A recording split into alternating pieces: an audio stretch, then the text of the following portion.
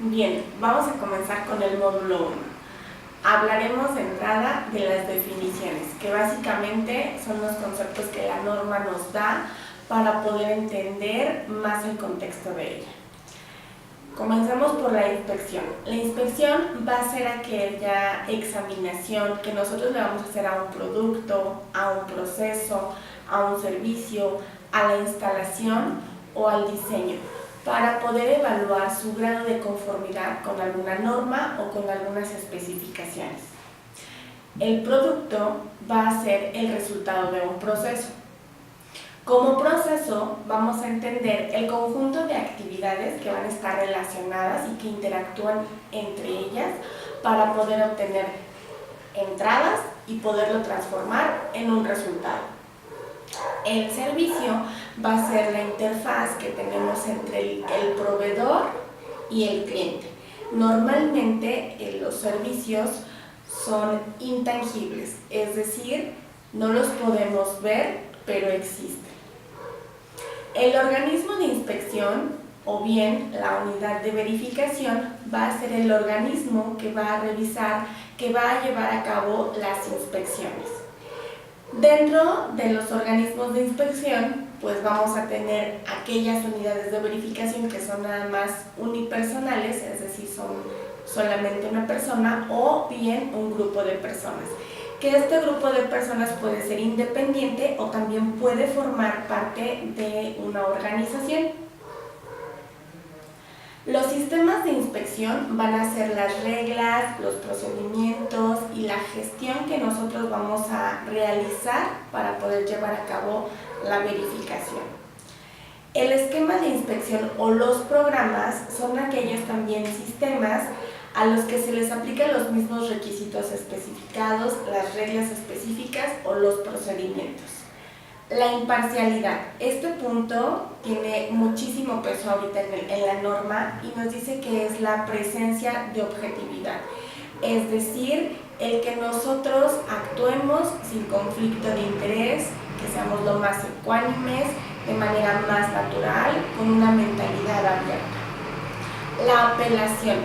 La apelación va a ser la solicitud que realiza el cliente a la unidad de verificación sobre considerar el resultado de su dictamen o de su informe de evaluación. Y la queja es el grado de insatisfacción que va a presentar el cliente a la unidad de verificación y lo vamos a asociar más hacia los servicios.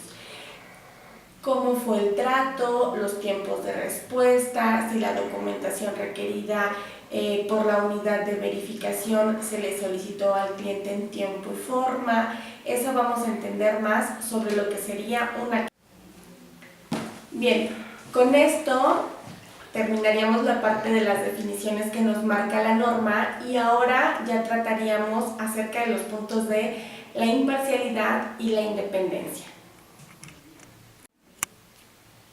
Bien, ahora hablaremos acerca de la imparcialidad y la independencia, que básicamente comenzaremos con los requisitos que nos va pidiendo la norma 17020. Dentro de las principales cosas que nos solicita es que la unidad de verificación actúe con imparcialidad. Por lo tanto, la unidad de verificación es la responsable de verificar que se estén llevando sus actividades con imparcialidad. Entonces, lo que tenemos que hacer es identificar cuáles pudieran ser los riesgos potenciales a la imparcialidad que se van a presentar.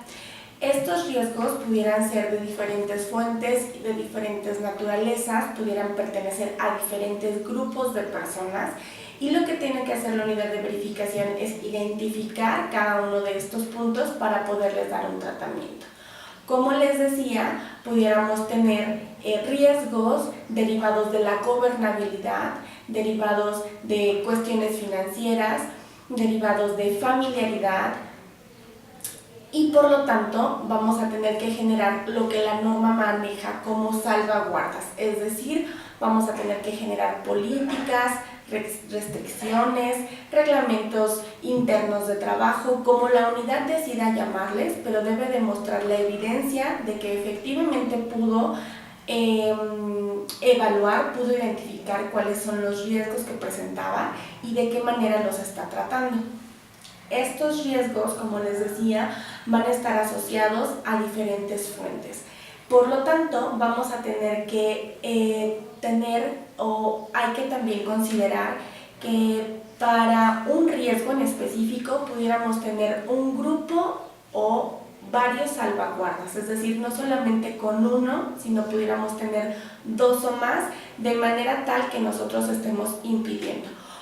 Otro factor importante, y sobre todo cuando hablamos acerca de los riesgos, es que no todos los riesgos tienen un impacto negativo.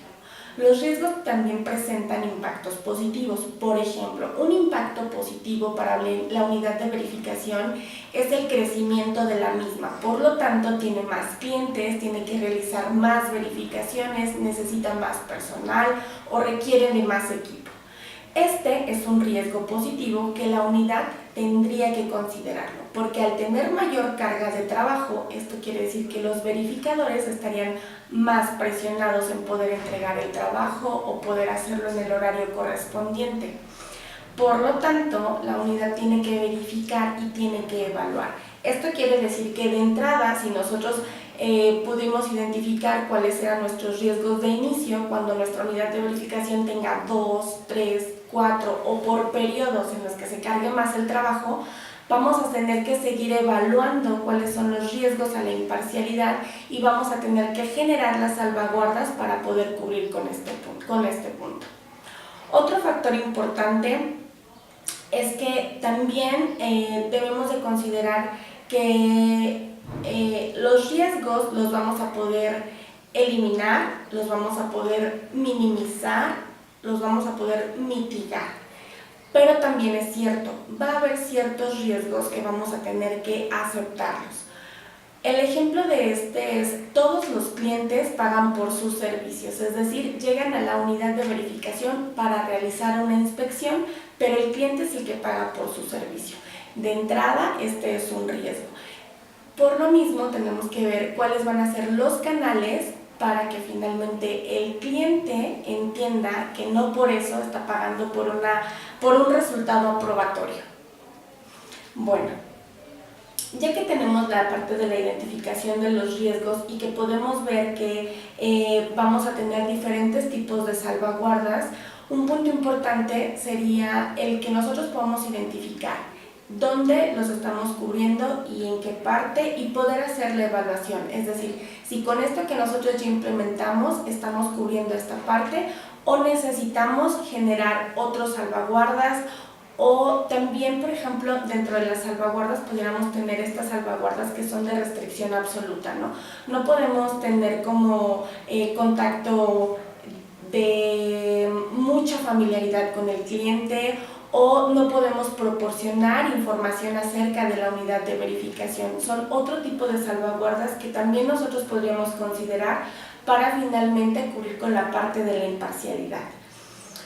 Bien, dentro de los riesgos que también tenemos que cubrir, ¿no?, con respecto a la imparcialidad, es verificar si nuestra unidad pertenece a una organización matriz, ver dentro de los departamentos cómo se encuentran conformados el cliente, el personal y el diseño.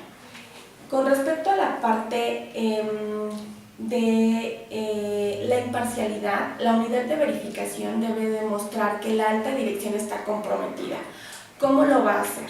Tiene que hacer una declaración documentada, es decir, la alta dirección se compromete a llevar a cabo sus actividades dentro de la unidad de verificación con imparcialidad. Y entonces esta información documentada también se tiene que hacer pública, ¿no? Tenemos que informársela a nuestros técnicos o al personal que conforma la unidad de verificación para que ellos estén enterados de esta información. Bien, también nos solicita que la unidad de verificación sea independiente en medida de la naturaleza de sus actividades. ¿Por qué nos dice esta parte? Tenemos tres tipos de unidades de verificación, que son la unidad de verificación tipo A, que es completamente independiente. Esta unidad de verificación únicamente trabaja para los clientes. Ella no se encarga de hacer ni diseño, ni elaboración, ni planeación, absolutamente nada, solo se encarga de hacer inspección y también se le llama unidad de verificación de tercera parte. Tenemos las unidades de verificación tipo B, que estas realizan inspección de primera o de segunda parte. Esto quiere decir que solo realizan la inspección para la organización matriz a la cual trabajan. Por lo tanto, pues esta no emitiría como tal un certificado, ¿no?, de algún cliente, porque su único cliente es la matriz para la cual trabaja. Y la unidad de verificación tipo C, estas unidades de verificación pueden conformar parte de otra empresa, ¿sí? Y no necesariamente tendré que estar como identificada y pueden participar en el diseño, en la planeación, en la inspección, pero esta unidad de verificación tendría que definir qué personas o generar sus salvaguardas para que finalmente podamos cumplir con esta parte de la imparcialidad. Bueno, ahora hablemos acerca de la confidencialidad. ¿Ok? Lo que nos pide aquí en este punto la norma es que la unidad de verificación es responsable de guardar la confidencialidad de toda la información que haya sido generada durante la inspección o durante la entrada de la muestra. Tiene que generar los canales de comunicación hacia el cliente para saber la forma de cómo le va a informar, si es necesario hacer pública algún tipo de información que pertenezca a la unidad de verificación con respecto a la muestra del cliente. También nos solicita que toda la información que llegue a la unidad de verificación por otras fuentes que no sea el cliente también sea tratada de manera confidencial. ¿En qué punto podríamos cumplir con este punto de la norma? Ok, pudiéramos hablar del contrato en donde generemos las cláusulas necesarias, en donde le notifiquemos al cliente de qué manera vamos a actuar y quiénes serían las personas a las cuales la unidad de verificación podría proporcionar información.